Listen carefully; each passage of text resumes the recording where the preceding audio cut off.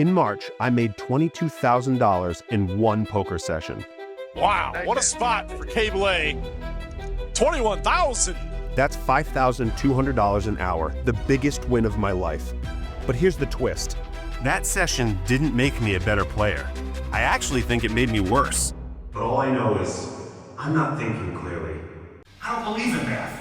It's fake. It's debunked. I debunked math. I showed everybody at the table what a fucking idiot I am. I stopped thinking critically. I started coasting. I tried to bring big game energy to small stakes games, and it just didn't work. That big win didn't sharpen my skills.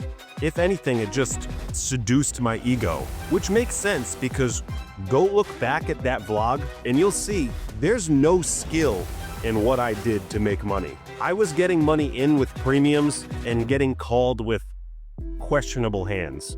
4-3 suited and just the aces. How's it feel, Ken? I need a new favorite hand. But poker doesn't care what you won last week. I came back home and played my normal games like I was still in Texas. It didn't work out. I thought I could steamroll games just by showing up. There's no one really punting off at 1-2 because they had too many shots at tequila, and they just so happened to bring $48,000 more to this game. I missed spots I should have crushed because I was still dreaming about Texas. So now I'm gonna bring it back to reality. I got a little lost in that $22,000 win. Cable A's up 19,000, winning all the money today. Here's my chance to prove myself, and to you, my comment section, my biggest critics. I'm not just the guy who got lucky in Texas. I'm not just the guy who gutted in with premiums and was called with Jack 4 offsuit. I want to earn your respect. I want to play sharp. I want to fold when I need to, and I want to call down when it matters most. And if I can do that, maybe 22,000 wasn't the peak. Now let's saddle up and go drive over to this 1-2-5 home game. Good luck, us.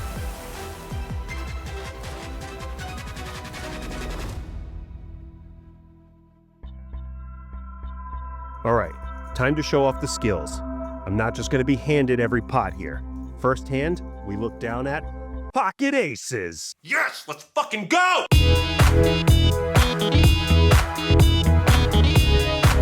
So much for not being handed pots, am I right? And I'm on the button.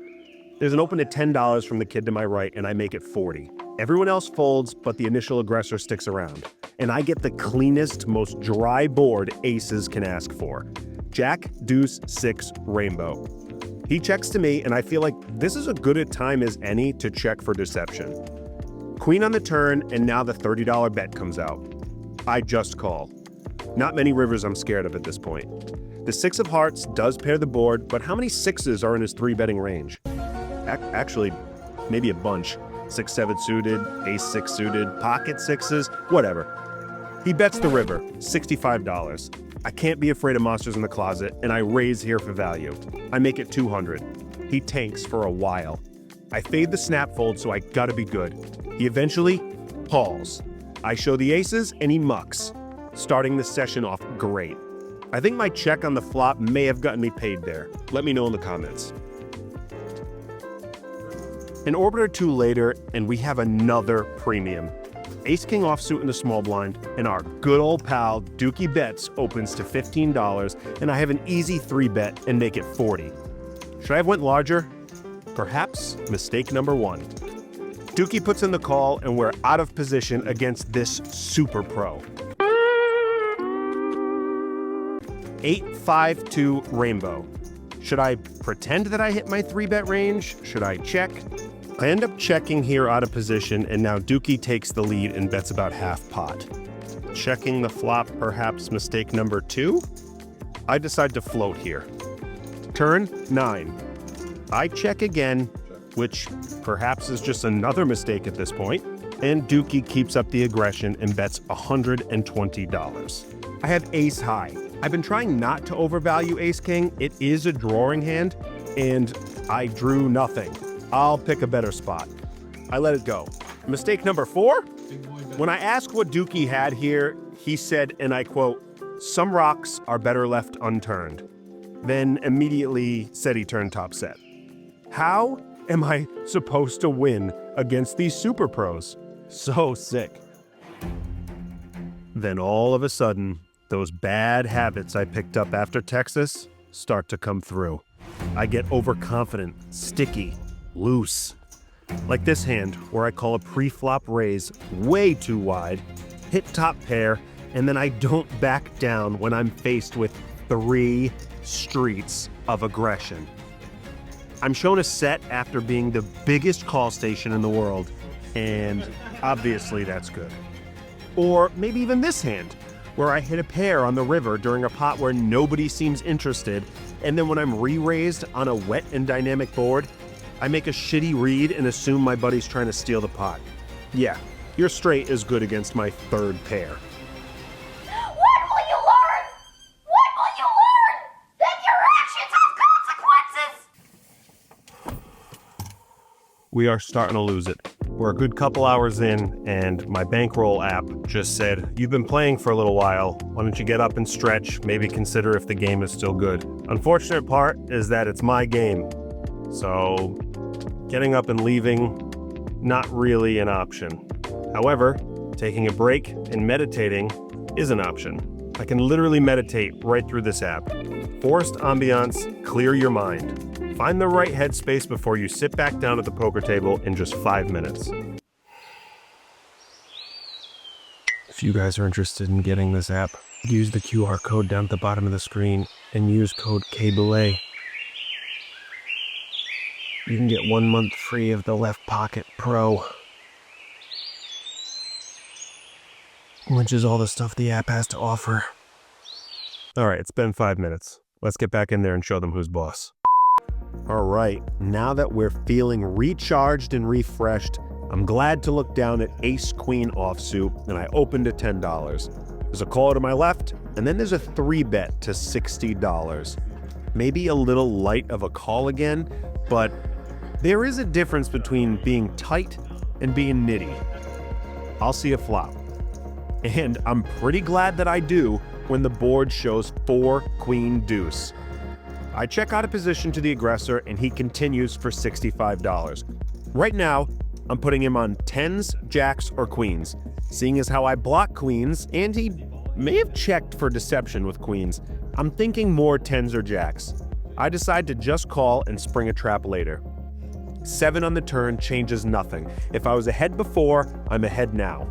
I check again and the hijack bets for 125. I now decide to trust my read and I shove all in. I fade the snap call, so I'm almost positive I have the best hand.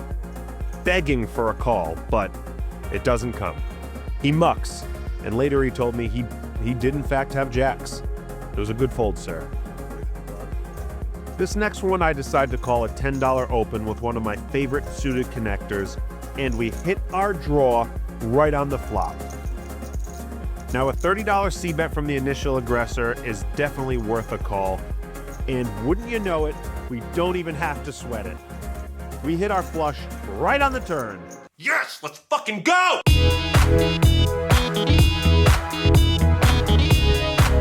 The aggressor continues for $75, and I don't even wait. I push all in. He open folds 7 deuce. Bad time to make a move on that. You know, you should have made it way more pre-flop if you're trying to get that bounty.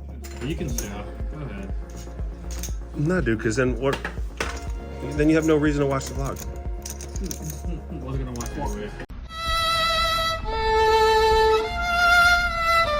Now that I'm sad because of that last comment, we're back to making the minimum. We raise it up with pocket 4s. We hit quads on the flop, checks through on the turn, checks through on the river. I bet $50 to make it look bluffy. Everybody folds. We make the absolute minimum with quads. Last pot of the night was a bomb pot where we played Crazy Pineapple. Crazy Pineapple's just Holdem with a 3rd card that you discard on action. I was dealt deuce, deuce, 5, and the flop was jack, 7, deuce. Flopping a set is nice, but in a bomb pot, anyone could have anything. The board is nice and dry, so the only thing I'd really be worried about here is better sets. I obviously discard my 5 and I call a $50 bet from the big blind. All right, I'll do it. I'm set up for a nice turn jam here. turn again? I'm set up for a nice turn jam. King of clubs on the turn changes almost nothing. Big blind continues for $100, and I keep my word and go all in here. Jesus Christ, I thought you were joking.